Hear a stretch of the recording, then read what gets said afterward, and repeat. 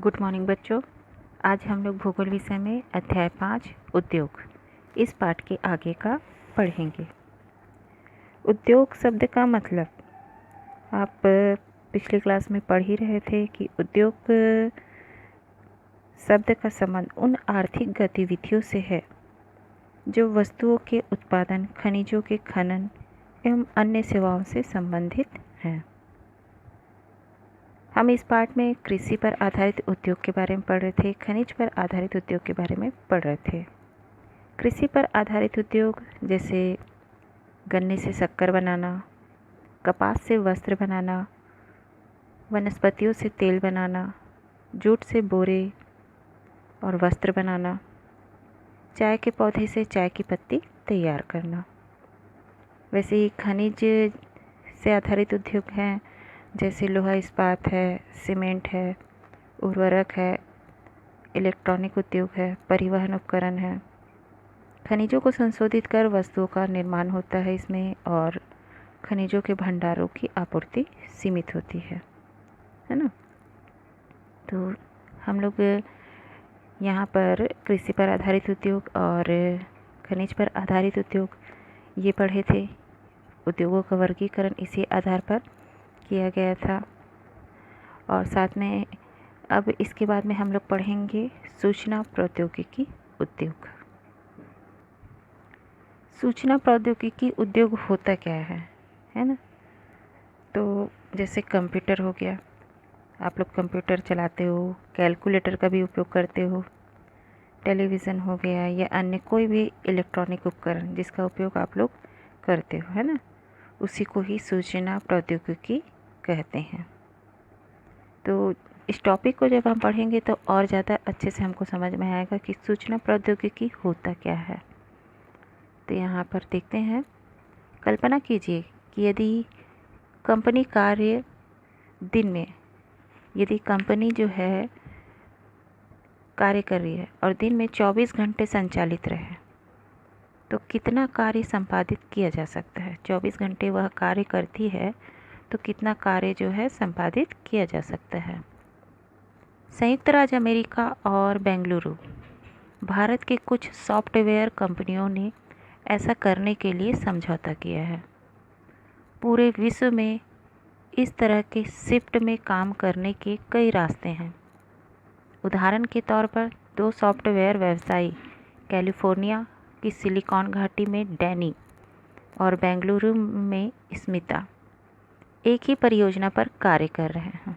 अलग अलग जगह में रहते हैं और एक ही क्षेत्र में, एक ही परियोजना में कार्य कर रहे हैं।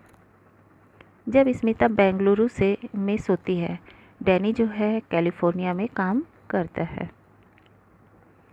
अपने कार्य दिन की समाप्ति वह कार्य की प्रगति का अद्यतन संदेश स्मिता को भेजता है। जो भी कार्य करता है ना, डैनी जो भी कार्य कर रहा है उस कार्य में उसको कितनी सफलता मिली है, वो कार्य कहाँ तक किया है, उसका संदेश जो है स्मिता को भेजता है। कुछ घंटे पश्चात जब बेंगलुरु में स्मिता कार्य पर पहुंचती है तो वह पाती है कि एक संदेश उसकी प्रतीक्षा कर रहा है। वह सीधे तौर पर परियोजना के कार्य से जुड़ जाती है। अपने कार्य दिन की समाप्ति के बाद वह अपने कार्य के परिणाम पुनः कैलिफोर्निया भेजती है। इस प्रकार के संवाद और कार्य साथ साथ करते रहते हैं। यह इस प्रकार से है मानो दोनों सट्टे कार्यालयों में बैठे हुए हों।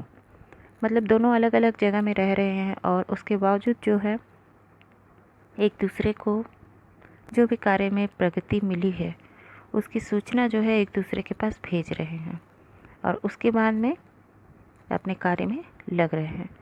यह उस भांति है जैसे कि दोनों कोई एक ही कार्यालय में बैठ कर के कार्य कर रहे हैं, आपस में बातचीत कर रहे हैं और अपने कार्य को उसी प्रकार से कर रहे हैं। ठीक है, अब आगे देखिए। सूचना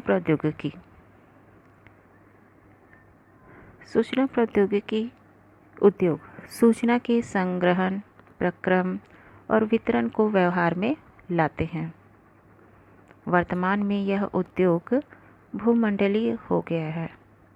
प्रौद्योगिकी, राजनीति, सामाजिक आर्थिक परिवर्तन के कारण ऐसा हुआ है। मुख्य कारक जो इस उद्योग की अवस्थिति को निर्धारित करते हैं वह संसाधन उपलब्धता, लागत और संरचना, बुनियादी ढांचा है।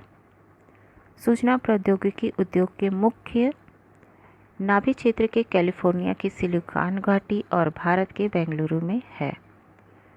सूचना प्रौद्योगिकी उद्योग के प्रमुख क्षेत्र कौन कौन से हैं? कैलिफोर्निया की सिलिकॉन घाटी और भारत में बेंगलुरु है। बेंगलुरु जो है, यहाँ पर मतलब बेंगलुरु में कुछ महत्वपूर्ण सार्वजनिक क्षेत्र उद्योग और शोध संस्थान है ना। कुछ सार्वजनिक क्षेत्र के उद्योग और शोध संसाधन हैं, जैसे कि भेल है, हाल है, नेल है, ITI है, USA है ना। इसी प्रकार के कुछ जो है यहाँ पर कुछ प्रौद्योगिकी उद्योग के हैं। बेंगलुरु दक्कन पठार पर अवस्थित है, जहाँ से इसका नाम सिलिकॉन पठार पड़ा है। कहाँ है? दक्कन का पठार है, वहाँ पर स्थित है और वहीं पर इसका नाम जो है सिलिकॉन पठार पड़ा। यह शहर जो है वर्ष भर मृदु जलवायु के लिए प्रसिद्ध है। सिलिकॉन घाटी सांता क्लारा घाटी का एक भाग है जो उत्तर अमेरिका में रॉकी पर्वतमाला के निकट अवस्थित है। इस क्षेत्र की जलवायु शीतोष्ण है। यहाँ शायद ही कभी तापमान जो है 0 सेंटीग्रेड से नीचे जाता है। सिलिकॉन पठार बेंगलुरु और सिलिकॉन घाटी कैलिफोर्निया में अवस्थित लाभ को नीचे दिखाया गया है। अब इन दोनों शहरों के बीच समानताओं पर ध्यान दे सकते हैं। दोनों शहर के बीच में जो समानता बताई जा रही है उसको हम ध्यानपूर्वक यहाँ पर देख सकते हैं।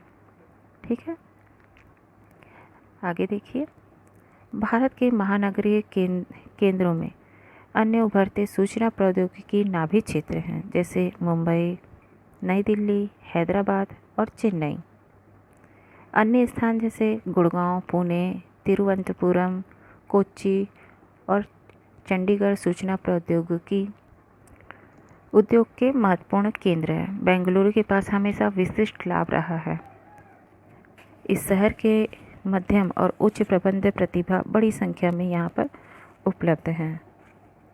बेंगलुरु जो है यहाँ पर महत्वपूर्ण केंद्र है। यहाँ पर बेंगलुरु के पास हमेशा विशिष्ट लाभ रहा है। किस प्रकार का लाभ रहा है? बेंगलुरु जैसे कि यहाँ पर दक्षिण भारत का सबसे बड़ा नगर है, भारत का सबसे बड़ा औद्योगिक केंद्र भी है। ये बेंगलुरु जो है भारत का सबसे बड़ा नगर है, सबसे बड़ा औद्योगिक केंद्र है। यह परिवहन और विनिर्माण उद्योग का केंद्र है। भारत के अंतरिक्ष कार्यक्रमों का भी केंद्र है। संचार उपकरण, वायुयान, बिजली, मुद्रण, वस्त्र, जूते, घड़ियाँ आदि बनाने का यह केंद्र है। इसी के कारण से बेंगलुरु यहाँ पर जो बताया जा रहा है कि बेंगलुरु के पास हमेशा विशिष्ट लाभ रहा है। ये सब उपलब्ध होने के कारण से यहाँ पर इसे विशिष्ट लाभ रहा है। बेंगलुरी होना मतलब इसका तात्पर्य बेंगलुरु शहर में अपनी नौकरी दूसरे के लिए छोड़ देना। बेंगलुरी होना मतलब क्या होता है? एक यहाँ पर रोचक तथ्य बताया जा रहा है कि बेंगलुरी होना एक का तात्पर्य बेंगलुरु शहर में अपनी नौकरी दूसरे के लिए छोड़ देना।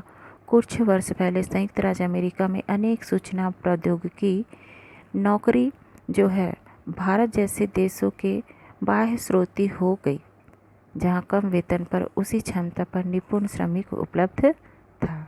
इसी को ही क्या कहते हैं? बेंगलुरी होना।